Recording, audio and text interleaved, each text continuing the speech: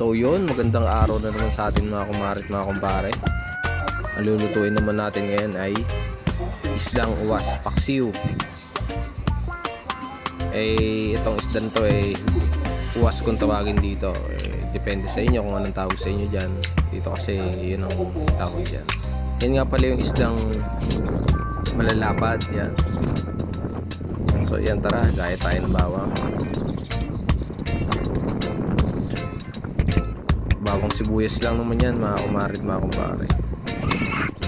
Tsaka yung yung pinato yung kamyas. Yan ang mga favorite natin ng mga halo dyan pagdating sa paksiw.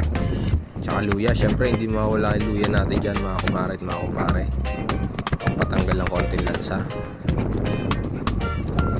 Mabilis lang yan mga kumare at mga kumpare. So yan, bigyan na naman ulit tayo ng star margarine.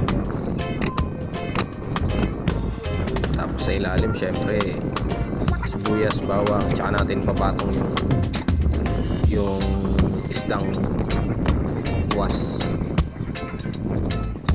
So yan, latag-latag lang natin sa ibabaw, sibuyas, bawang ulit. Tsaka natin ilalagay yung dry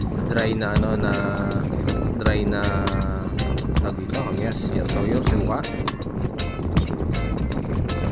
echin, paminta, konting asin. Lagyan din natin ng konting asukal yan mga kumare at mga kumpare, pangontra ng lasa sa asin. So yun, okay na yan.